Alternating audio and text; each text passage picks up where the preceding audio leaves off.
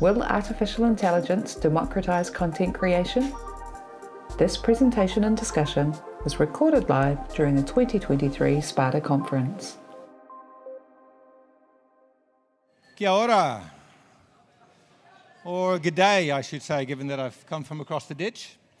My name is Paul Muller. I'm the CEO of the Australia-New Zealand Screen Association. We are the peak body for the sort of big Hollywood studios in Australia and New Zealand. I represent Disney, Netflix, NBC Universal, Paramount, Sony, and Warner Brothers Discovery in both Australia and New Zealand. Can I first congratulate Sandy and SPADA on a very interesting and thought-provoking conference. Love local. Hey. Love local, yes. Levy, maybe not, but let's talk about it. I want to thank Sandy as well for the opportunity to talk to you about AI. Now, the first thing we should say is, unless you've actually been a scientist working in AI, you know, you're not an expert, and that includes me. I'm just a bloke who's been studying up on this for the last 6 months and reading a lot about it, but I'm not actually a researcher working on it. So the first thing I want to say is, we're all learning about this stuff together. And I'd be really keen, you know, for you guys to participate in this session. So what I'm going to do is probably talk for about half of the hour. After that, Natalie's going to come up and sort of help out with the conversation. But I'd like to have a discussion about this. I'm sure a lot of you have, you know, opinions and views about this, and it'd be really good to just sort of get it out in the air and talk about it. All right, so when I was thinking about how to approach this topic, it struck me that AI is everywhere right now, yet there's so much we don't know about it. So one could easily get lost in this topic. So I want to start by outlining what this talk is not going to be about.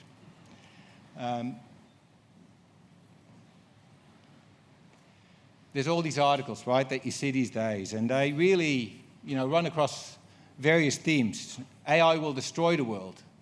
AI will save the world. You know, deepfakes will ruin democracy. There's all of these kind of topics. There was one that flashed by where it talks about P-doom. I don't know who's heard the term P-doom yet, but it's the probability of doom, probability that the world is going to be destroyed by AI. Thankfully, I don't have to talk about that because I don't think that's particularly relevant to the use of AI within the screen sector. These are considerations of high-level decision makers and world leaders. As a first step in addressing these kind of concerns, earlier this month, delegations from 28 countries and leading AI companies from around the world met in the United Kingdom to agree to a first global joint statement on the risks around artificial intelligence. It's called the Bletchley Declaration on AI Safety. The signatories affirmed that for the good of all, AI should be designed, developed, and deployed and used in a manner that is safe, in such a way as to be human-centric, I like that part, trustworthy and responsible. I believe it was really encouraging to see this kind of statement come out. It was signed by representatives of a very wide range of countries, because AI, you can't solve it on a by-country basis. There needs to be some sort of general view. And so we saw countries, including the EU, the UK, the US, but also from our region, countries as diverse as China, Japan, South Korea, and Australia sign up to that. So the release of that statement will hopefully represent the first step to creating truly global AI guardrails. But like I said, these are very important discussions, not the main subject of this talk. But do remember that reference to human-centric, right? I think I want to come back to that later.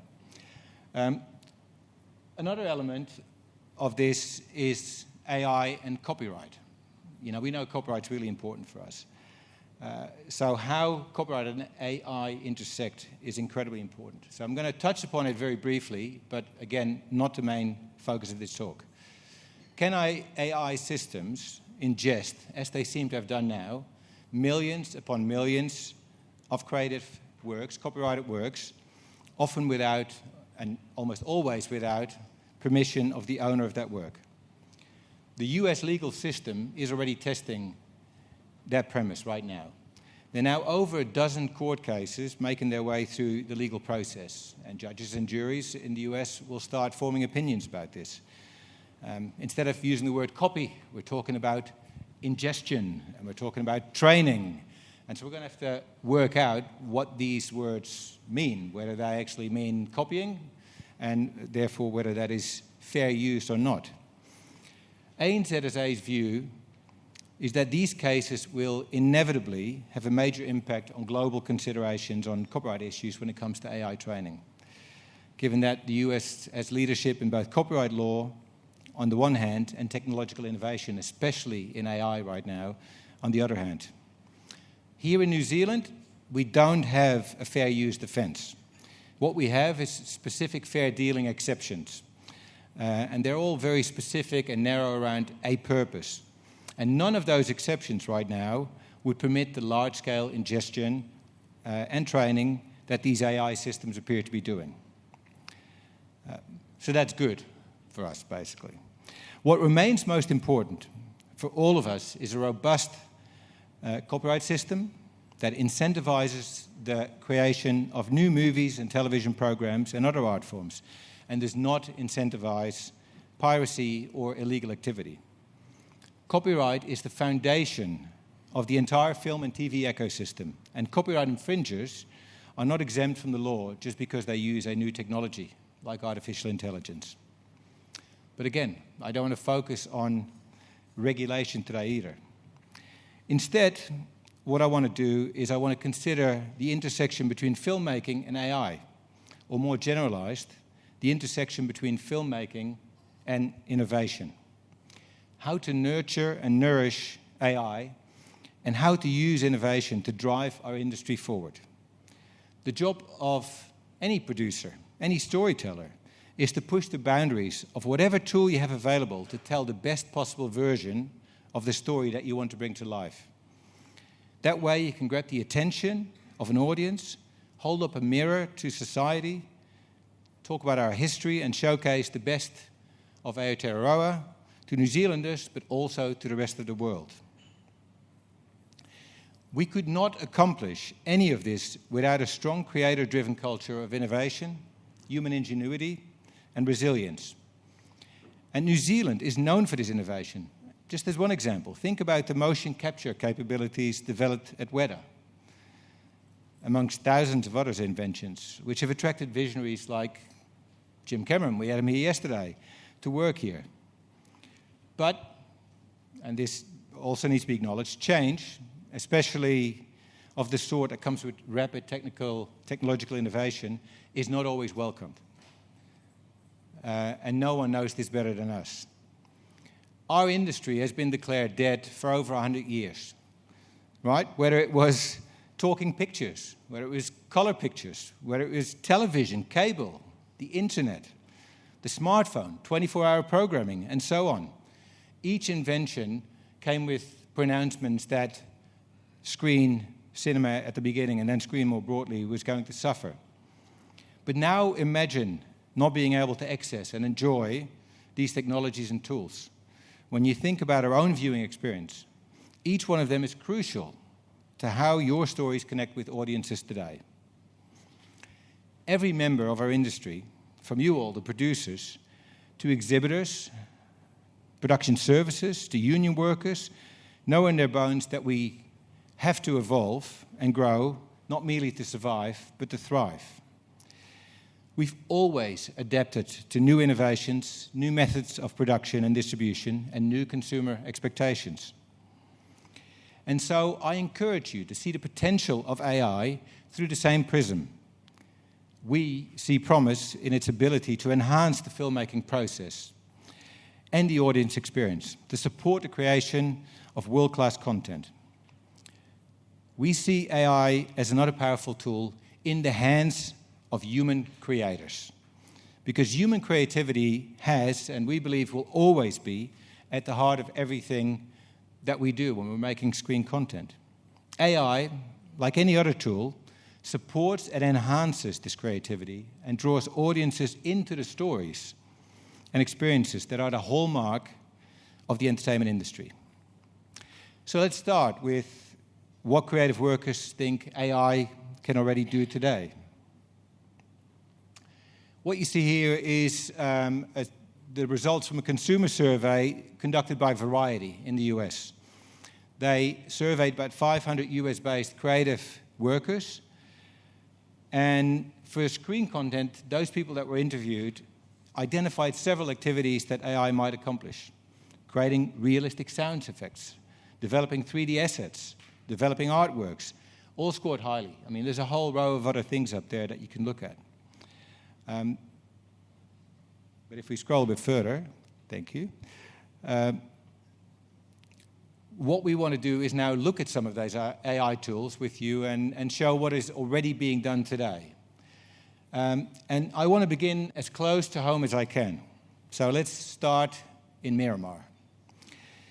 I don't know about how many of you did what I did, and that is spend 6 hours watching Peter Jackson's Get Back documentary. How many of you wish that it was longer? Like, I couldn't get enough of it. If you watched it, you'll probably already know how AI was used to great effect. On the visual side, because it was old sort of footage, but I want to focus, for starters, on the sound side. Peter Jackson has explained that the source material was shot on a 1/4-inch monotrack. Every instrument, every voice, all on the same monotrack. An experience that wouldn't be nowhere near what audiences expect today. It just wouldn't sound good.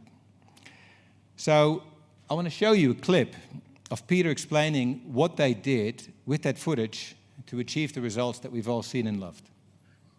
So what we did is to investigate a technology that's been talked about called demixing, which is you take a mono track of a performance and you can split all the instruments in a machine learning AI way. So we looked at that and we tried some various, and I thought it was a thing because I'd read about it, that we couldn't find any machine learning that kind of worked. Well, it sort of worked, but it was bad. So we had some very clever people down here in New Zealand Park where we said to them, can you actually write and develop this machine learning, take the machine learning idea and actually make it work? So they came up with a system that works great. Amazing, and that was a huge breakthrough for us. And because one, we could take a performance and we could have the vocals only. And when I say vocals only, I mean vocals only. Ringo slamming the drums, and you don't hear it. Don't hear a thing. Don't hear the guitars. You just hear this. So we could the bass. We could take off the guitars, the drums, and then so we could actually mix the songs. But the really good thing is that they're often having conversations with each other, and our story of the sessions is told through the conversation. I mean, the songs isn't going to tell the story. That's nice, but the ups and downs and the things that go wrong and how they deal with it is all obviously you learn about that through their own conversations from 1969. So a lot of that talking tend to be drowned out by, and I think deliberately. I think the Beatles were aware that Michael Lindsay Hogg was recording all this stuff, and that sort of started to irritate them. And they put countermeasures in place. So when they were going to have a talk, John or George would wind up their amp, and one of them would just be strumming the guitar, just aimlessly, no thing. And so Michael wasn't going to get there. They were fighting this battle, and then Michael started to hide mics everywhere. So it was this weird sort of battle going on between them. But anyway, there's all this audio that is, all the dialogue has guitars all over it. But of course, machine learning, we take the guitars away, and now we can hear what they're talking about. So that was a huge breakthrough, because ultimately this is a story, and I wanted to listen to what they were talking about and follow the story. And so we were suddenly cleaned up all this dialogue, and it was a huge breakthrough for us to be able to let them tell their own story through this time. Pretty cool, right? Let's have a quick look at the result of this tool in action. Oh no.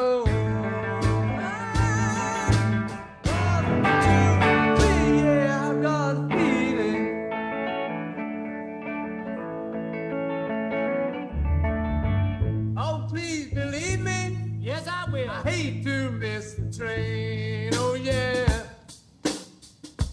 Oh yeah.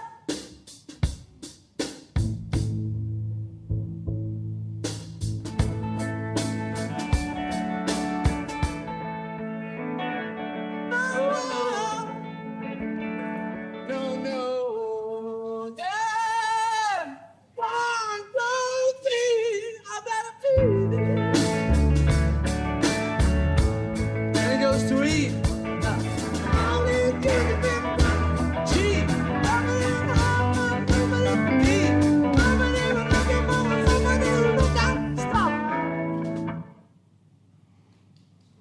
Isn't it fantastic?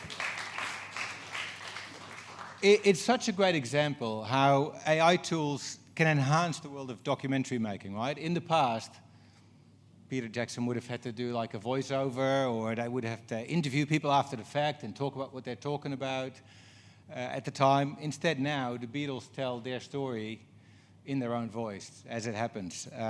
It just wouldn't have been possible even a couple of years ago to do that. Terrific. So a great example, right, of what I said before, that we believe that humans are and remain at the heart of the creative process. And AI is the latest tool that can enhance human creativity. AI tools, like prior technological innovations, free creators from some of the tedious and most repetitive tasks that they have to perform, and expand their horizons to concentrate on the most creative aspects of their work, including the experimentation, idea generation, and application of human diversity, emotion, and lived experience that has always been what sets our industry apart. AI can also help creators realize their vision to further enhance the viewer experience, making visual effects more dramatic, more realistic, and more enjoyable for the audience. It can even enable audiences or experiences that haven't previously been possible. Imagine, for example, a feature where a fan can interact and hold a real-time conversation with a favorite fictional character. And to make it even more exciting, imagine doing so in a virtual reality or augmented reality setting. That's the kind of thing that AI may make possible, and perhaps there are future cases that we can't even imagine or dream of today. AI can greatly improve processes that used to be done manually. Creative professionals already are incorporating AI in every element of screen production, from pre-production to post-production. So I want to take you through a bunch of these tools now that are used right now at the moment. And so we'll start with an example from the pre-production process, storyboarding.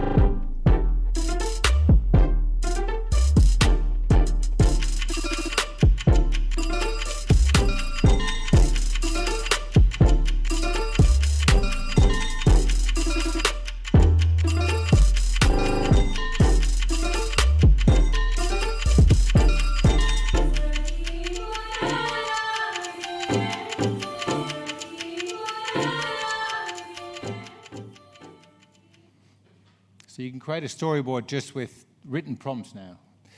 Another example from the world of animation and VFX. For many decades, animators and visual effects artists used the process called rotoscoping, which involved manually altering each individual frame in a film. It's incredibly detail-oriented, very time-consuming work. But modern visual effects artists, again, still humans, now have sophisticated tools at their disposal to better automate this type of work. And some of these now incorporate AI technology.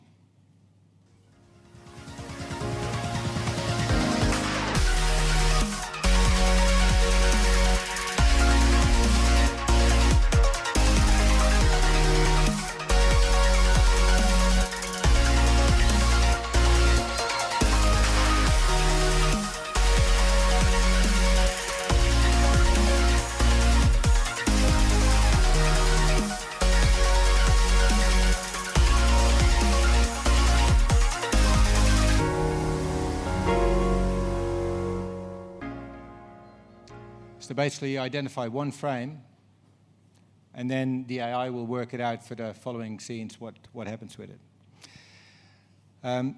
This type of AI-enhanced technology can be used to perform all sorts of important tasks that are necessary to present a visually compelling experience for audiences. Some of it fairly routine, post-production work like color correction, detail sharpening, de-blurring, removing unwanted objects. Here's another video AI tool that can upscale older footage to 8K. It can denoise, it can stabilize footage as well. As creators is to breathe life into our visions, to transport audiences to new worlds, to capture the essence of artistic expression.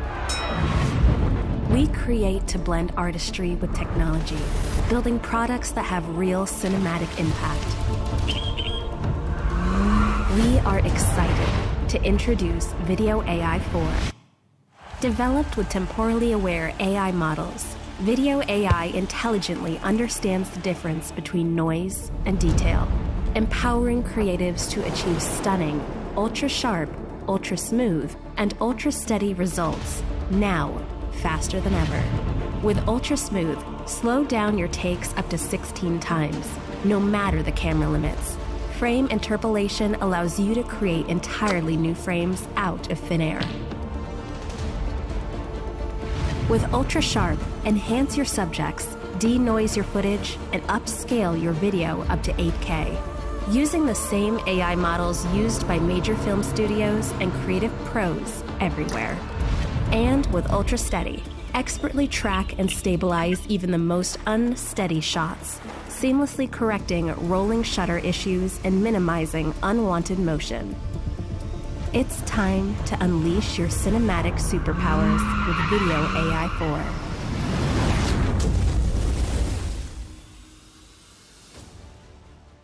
Again, I think this is a great tool for documentary makers, right? If you have to work with source footage that was really old and you need to upscale it, or you've got something that was filmed with a mobile phone and it was shaky, you can now use it. So you've got more source material to work with when you put your documentary together.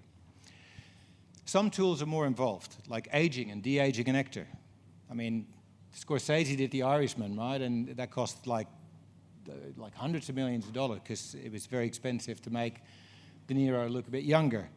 Now, of course, they can do that using AI again and make it look really, make it flow smoothly and align properly. So here's an example of that.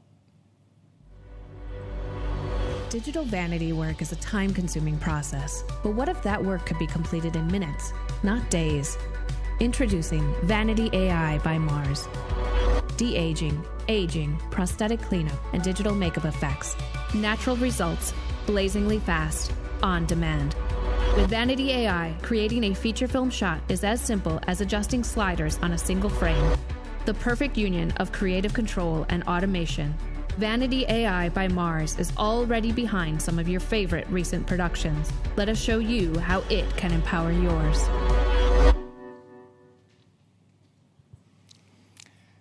And the one I'm showing now, it's my last example, but my favorite. Ty Sheridan, star of Ready Player One, was clearly inspired by that movie. And he co-founded a company called Wonder Studio, or Wonder Dynamics, and received financial backing from an unknown filmmaker called Steven Spielberg, and built an AI tool that automatically animates, lights, and composes CG characters into live-action scene. I'm not saying it's as good as what Weta's doing, right? No special suits needed, no equipment other than a mobile phone, and it can already do this. They say all great stories start with a sense of wonder. And what if bringing those stories to life wasn't limited by our resources, but only by our imagination? Welcome to Wonder Studio, where making movies with CGI is as simple as selecting your actor and assigning a character. The actor's performance across cuts and automatically animates, lights, and composes the CG character directly into the scene. Whether it's one shot or a full sequence, Wonder Studio analyzes and captures everything from body motion, lighting, compositing, camera motion, and it even tracks the actor's facial performance. All the artist needs is a camera.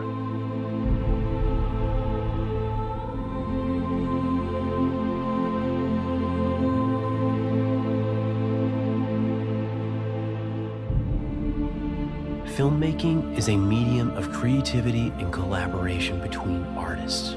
There's no AI that can replace that.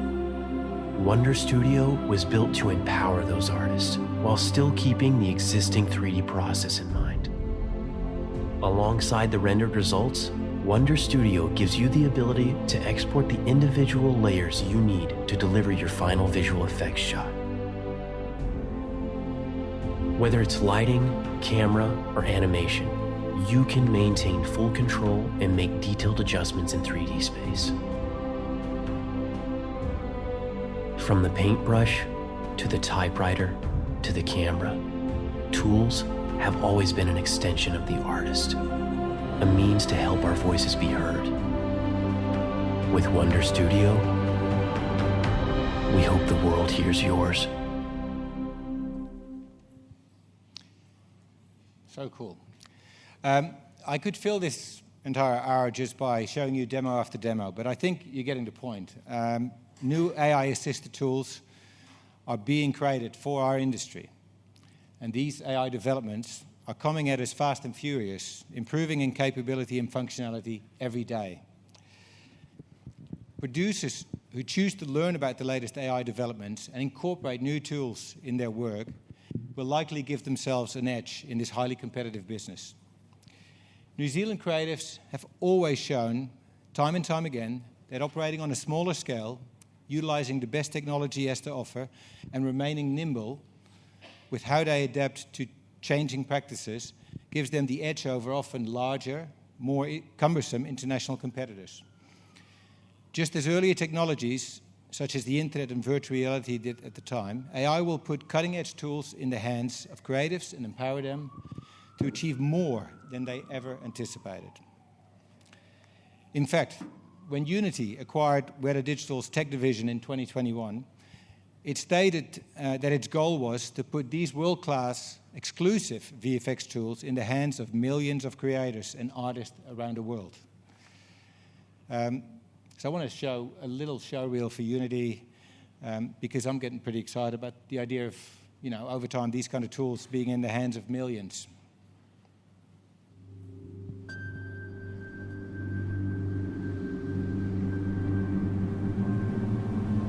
This is a real-time rendering example.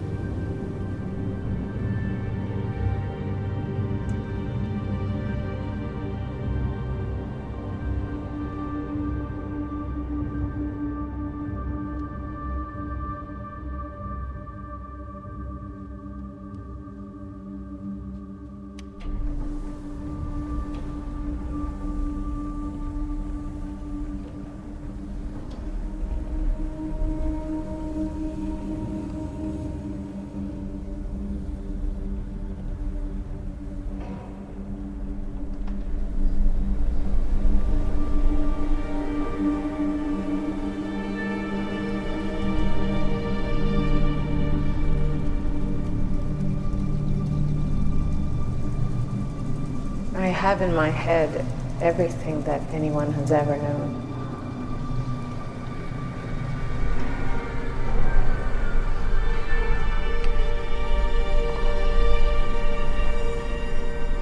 You have in your heart everything anyone has ever felt.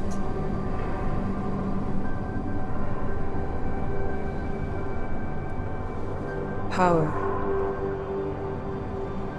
is given only to those who dare to lower themselves and pick it up.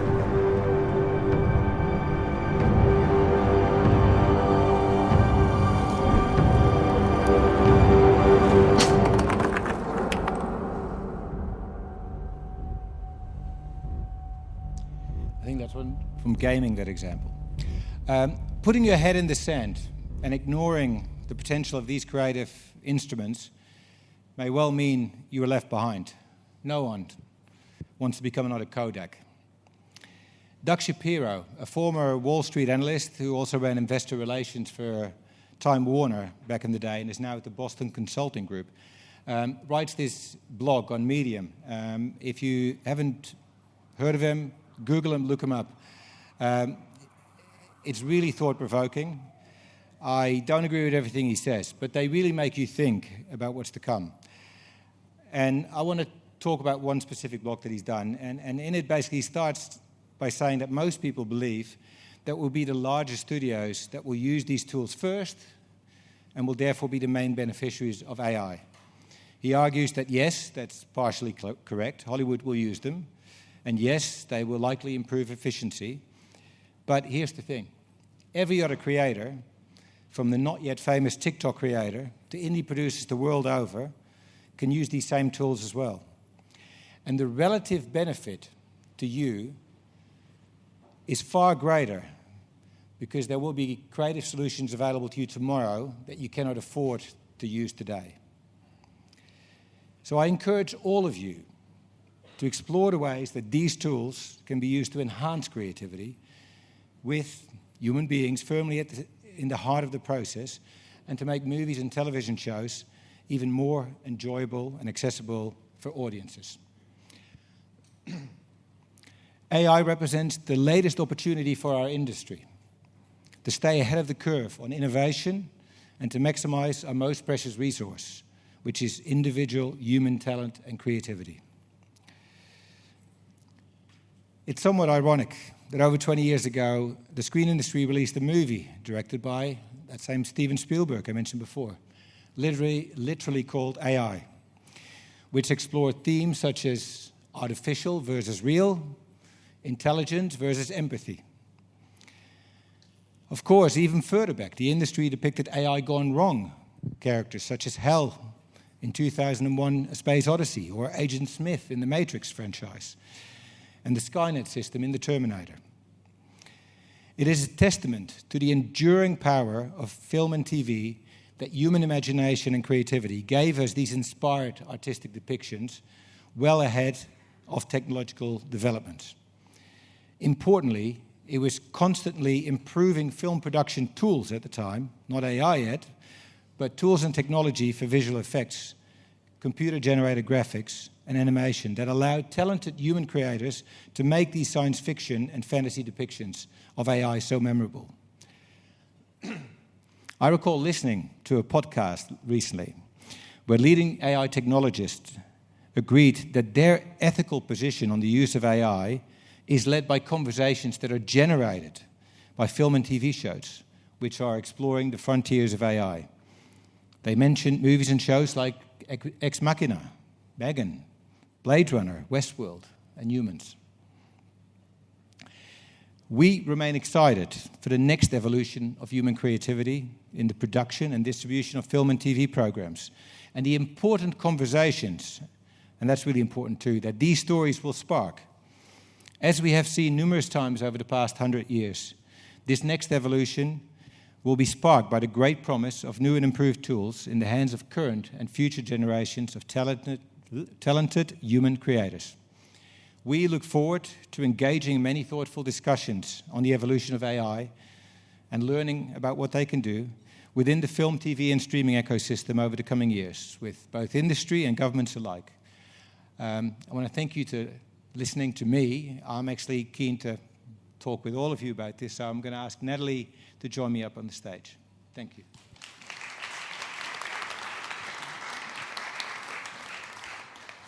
Kia ora. Kia ora to you. Thank you so much for a mind-boggling and inspiring talk. I don't know if you've convinced me completely yet. I sort of sit, I think, with many people in the room at the intersection of creativity and innovation. My background's journalism, and I wrote about technology for a very long time, so I saw this coming, and I'm not surprised about where it's gone. But I'm also a writer, so I believe in the integral role of the artist. And I think the tension point is, how do we move forward in a world with both those things operating?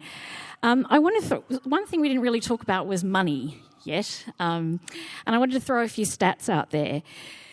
Currently, the AI industry is valued at $136 billion US. In 2030, that's going to blow out to 1.8 trillion.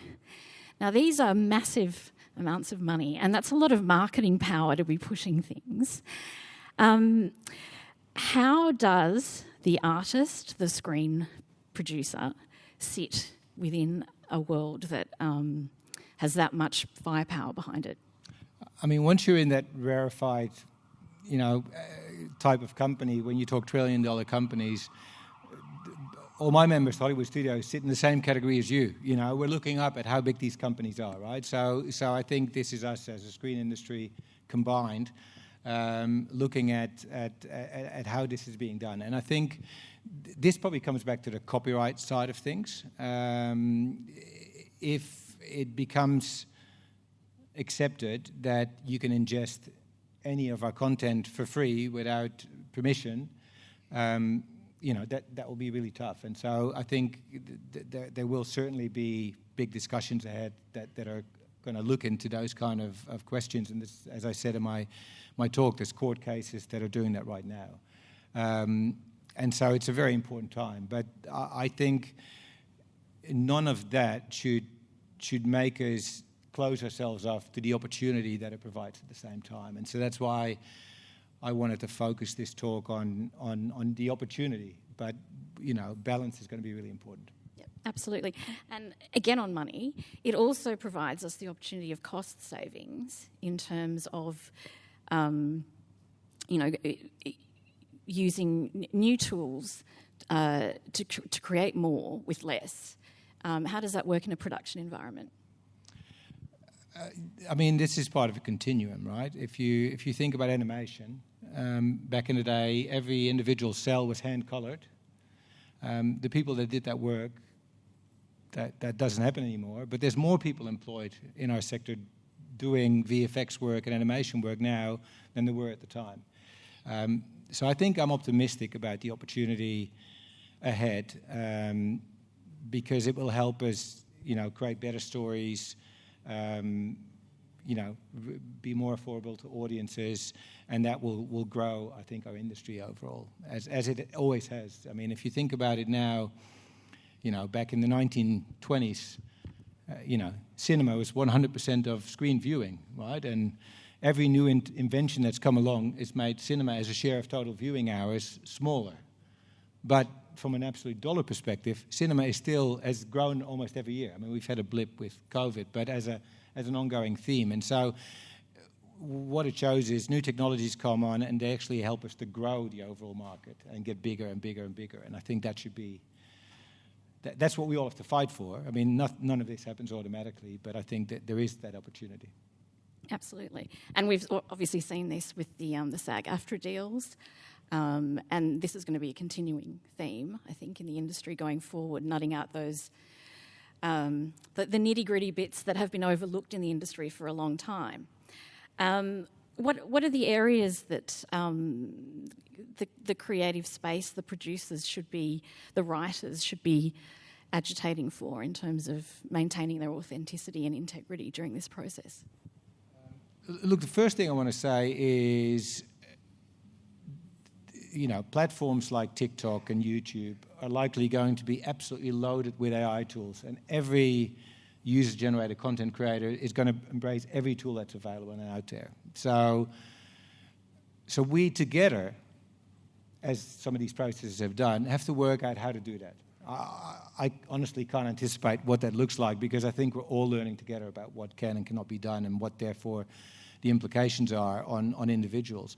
But not doing something will basically mean that user-generated content will get better and better and better, and we'll get closer and closer and closer to what we can produce, and that's a very direct path to failure. So we have to find a way to do this together, and that's I think all I should and want to say about it, or can say about it. And given that ChatGPT alone has 100 million users at the moment, if you don't know how to use these tools, they're going to use you, I think, is the warning. Well, I had a sort of almost a better way. Someone put it to me to say, AI is not taking your job. I run the The footy at person our using film AI competition, is so going to take there's a your lot job. of random participants. And I think there's some truth to that. Around the country, and they I've all are got a talking great about using quote AI on this that year. one. And we're, this is from the of course, journalism open to that, space, but which we also say to disrupted- them, AI disrupted don't breach quite early on in the copyright. piece. So how do you even spot and I think you'll that like this. in AI is like a cadet creations? journalist. Because It's enthusiastic it's amazing and how prone much to some data they're mistakes. pulling from. But one day it's going to be better. It's a really good question. So I think we there's should two sides sage to the copyright wisdom there. equation. There's the input side and there's I the was output listening side, yesterday right? actually to a podcast. The input side, it's called Decoder. They interviewed what's happening Barack now Obama. is, some of these and big AI all, companies are almost actually all of it was saying, about AI. we assume the look it up. responsibility Really for the copyright issues. And they ask him this That's, question, by the way, right? not great for us he because goes, that means we're really big and we can fight it in court. Elevator we have music? to, but that means the maybe. individual user is The next has Bob a level Dylan? of protection. That's No true way. for some tools, not You're all right, tools. and I think that's what but we should aspire to. I think there is the output nothing side of it is It doesn't like matter if it's AI or anything else. If the you create randomness something that is and too the close unique of a experience copy that of individuals something that have exists, then that- it's a that they derivative can put work. into their work. And if it's derivative, so then when it you're comes to creative infringing. expression, which is what we're so talking about here, you can't. You always I just, have to make I sure can't that see you do human your due creators diligence not being at the and that you centre work of that what one we out. And so yes, All right, there let's is a hear degree from the of Bob risk. Dylans in the house. We've got Well, some let's put it. comments, There's questions. two different ways of looking at it. All the tools I showed are tools that assist Burning something that you've issues created about yourself. AI. That's one category. I think what you're talking about maybe is generative AI, where it actually produces the creative output. There is a degree of risk around that, and there should be a degree of risk around it because nothing has been settled yet in law as to what that looks like. And so the first thing that I would say is, embrace these kind of tools. You still have to start, and I don't care whether it's your iPhone or a proper camera, but you still have to start recording something, and then you can work with it, and you can use tools to manipulate it and work with it. If you do that, then there's no risk, basically, because you start with your own source material. And just on that, I can't speak on behalf of the funding agencies here, but I know in Australia, every application for funding is now run through an AI tool to check whether any generative AI has been used for the application. And if they find that it's over, a usable level, which I think is about 10%, you're immediately disqualified. So that's also words to the wise there. I think they use that tool at my kids' school to make sure that they don't do the same thing for their assignments. Yep. Yeah. Yep. I have a question. Just a follow-up to that, they're also using AI to assess scripts, and I think that's been problematic too.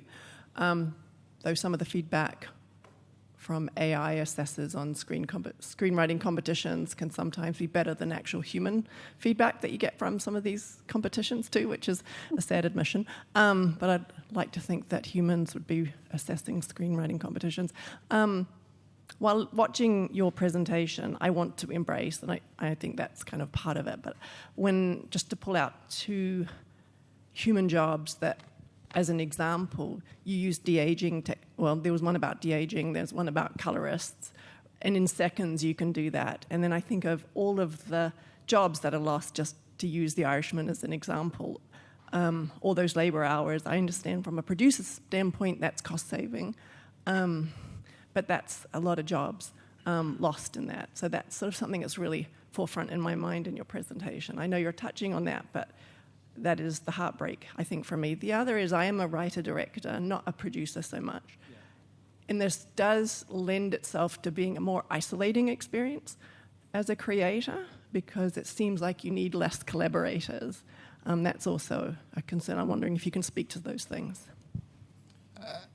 I gave the example of the animation, right, where you hand color cells and now you don't, and there's more people working in it. So I think if there are efficiencies, then there'll be benefits coming out of that. And the history of our sector is you embrace technology and we get bigger, and there's more jobs, right? There's always been more people working in this sector than 5 years before and 5 years before that. And that's the reality, right? I used to run Paramount Pictures, their home media business in Australia, and I had to fire my entire team because we now go via the internet, right? But I think overall those efficiencies are providing benefits for users, for consumers, and therefore they can consume more, and that grows categories and there's benefits. That doesn't mean to say that you shouldn't be careful about how you approach it, and that's why some of these negotiations in the US talk about this and how to do it in a good way, and I think that's really valuable and important as well. On your second point, I don't think it will make filmmaking a solitary process. I think, yes, there may be some things that change, but the history of our industry is that when we use tools, then the consumer expects more and better quality and higher standards. And, even though we're not hand-coloring cells anymore and we have all these great tools that VFX people can use, you'd only have to go to Miramar and see how many people are working on that category and how strong that collaboration is. And so I feel quite hopeful about that as well. Yeah. Question for Irene. Hey, Paul, you just sort of slightly touched on this, but obviously in the Hollywood actors' strike, one of the many points was to do with what could be done with an AI image of a performer and what the right situation was for that. Would you mind just doing a little blab through what was asked for and how it landed, just in terms of how that might then play out in our and other territories? Because as producers, we need to do right by our actor colleagues. Yeah. And of course, it's been recommended by the board that the membership ratify it. That vote is still taking place, so there's no final agreement. But effectively, what they've done is to a certain salary level, because they're saying above that you should be able to negotiate your own deal, but to a certain salary level, basically you have to obtain consent before you can make a digital replica of someone. And if you use that digital replica, the days that are safe shooting based on using that replica, you have to pay for that person, even though they're not working for it. I must say, I've read this in the media, just like everyone else can. I don't quite know how that works in practice, but I'm sure in the months and weeks of negotiations, they've worked that out, what that looks like. But that's the way they've approached it there.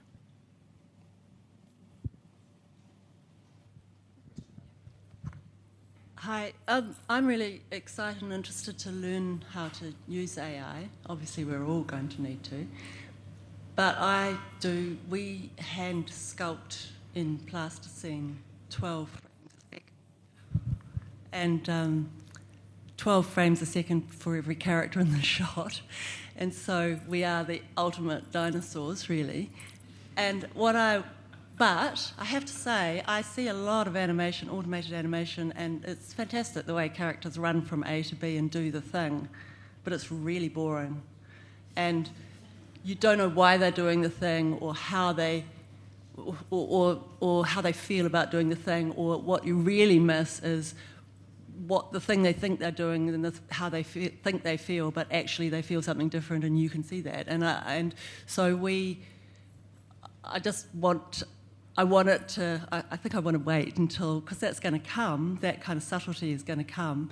But in the meantime, I think all of us probably are looking to our back catalogues and going, okay, so we do own some stuff, maybe we can reuse it somehow. So I'm collecting assets, which I'm interested to think about for future use. But just Irene's point about actors, our animators are like our actors. So did they just get paid once, and then we use the assets? It's complex. I mean, I love what you're saying about, it doesn't feel right? Because I think audiences recognise that difference. This is not, a call for AI to be used in every instance for everything. I think ultimately the story that you want to tell and the emotion that you want to convey is central to that. And I love stop motion. I don't think there's any reason not to use stop motion. This is just about looking at where do I think it can improve what I can do. And if the technology isn't there to improve it, don't use it, right? It's that simple. And because, some of these tools, they're nice, but they may not be good enough for you to use them today. They're just examples to show that this is what is being developed. And we just know it's going to go quickly. And so not looking at what's out there, in the same way that Peter Jackson started looking at the audio tool, decided it wasn't good enough, and then, of course, in true Peter Jackson style, then improved it. But I think it's the curiosity that's important. When and how you use it is really dependent on what you do. To your second point, I don't think there's any chance that a VFX creator does something once, because you can't repeat the same thing and make it feel fresh and interesting.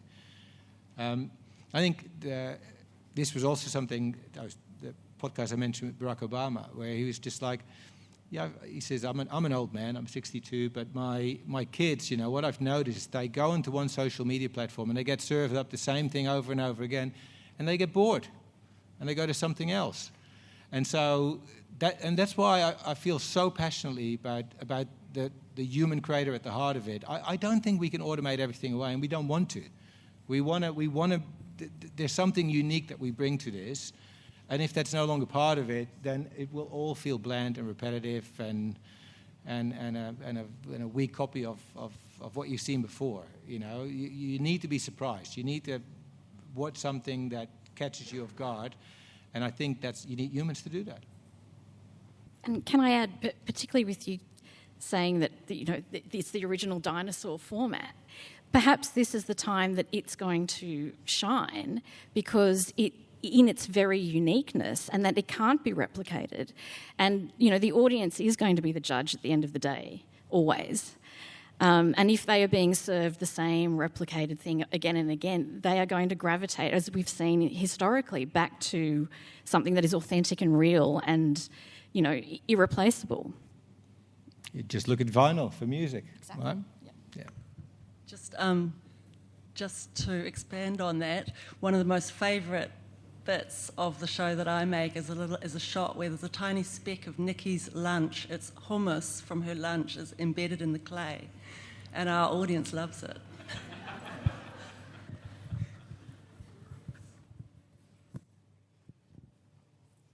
Over here. Hi, just from a legal point of view, always interested there. Are the agreements for the use of these tools very complex? Is there any back end involved? Are they normal licenses, or do commons licenses come into effect, that whatever you create, there's some access because you've used their tools? I unfortunately have a very short answer to that, and that is I don't know. I haven't gone that deep into looking at license agreements for individual tools. Right. Because they're in beta, part of signing up, your T's and C's mean that whatever you plug into them, they own. Yeah, and so whatever they make, they own. And there will be, as this evolves, it'll become a thing where it might be a fee for service, and then you still own the copyright. But at the moment, anything that we plug into AI becomes AI's property. But I think that's for generative AI tools, I think, what you're saying. So that's for ChatGPT and Stability AI and those kind of things. I'm not sure it's true for these kind of production supporting tools. So I think there may be a difference between those two. Hi, Paul. My question was centred more on the use of AI in an archive space. So, it was excellent seeing that idea of Peter Jackson using an AI tool to almost strip back archived footage. My concern is that, present now it might be limited, but I can see it going very quickly, that we might have the creative freedom to manipulate archive footage, which essentially might be a way that we could rewrite history. And I'm just wanting to know your thoughts on that progression that we will eventually go down, and what that means for filmmakers and storytellers in the doco space, and kind of what boundaries we should be having when we look at archive and applying those kind of ways we can manipulate it. It's super interesting, that question. Forrest Gump, right? Forrest Gump is manipulation of archive footage, right? But done in a creative way, and made obvious that it's done in a creative way. And so that was done without AI, and so it's part of what we're doing already. But I think what you're talking about, documentary and storytelling, you're getting closer to the whole discussion around deep fakes, right? How do we know what's real and what's not real? And that's a really important area. I think it's even more important outside of the filmmaking, the creative process, right? If you watch something on the news, is it real or not? And in Europe, for instance, in the AI Act they're talking, and in the presidential order that President Biden released the other week, there's this sort of requirement to label things that have been deepfakes that have been created. And so people are talking about that. But again, that could also be a threat to us as storytellers, because you wouldn't want to be watching Avatar and all of a sudden see a message at the bottom of the screen, this was generated by AI, this didn't really happen. Well, oh shit, it's a 10-foot blue person. We know it's not real, right? But you want to, so there's going to be all these really complex discussions that as a society we need to have, because this, I think, goes beyond the screen sector, to work out how we deal with this. Because, I mean, absolutely, when you think about deepfakes and the threat to democracy and the way we engage with each other as a society, really important. But at the same time, creative storytelling, we want to be able to tell our stories as well. And how you navigate that, I think smarter people than me have to sort of work that out, how you find that balance, but I think it's absolutely one of the discussions to have. And again, also, it gives rise to the fact that documentary making and news with integrity is going to rise again, because the audiences are going to look for an assured, validated source because of the rise of deepfakes. So, hopefully that's another opportunity for documentary to grow. And hopefully AI will find out tools to identify deepfakes as well. Yes. Yeah.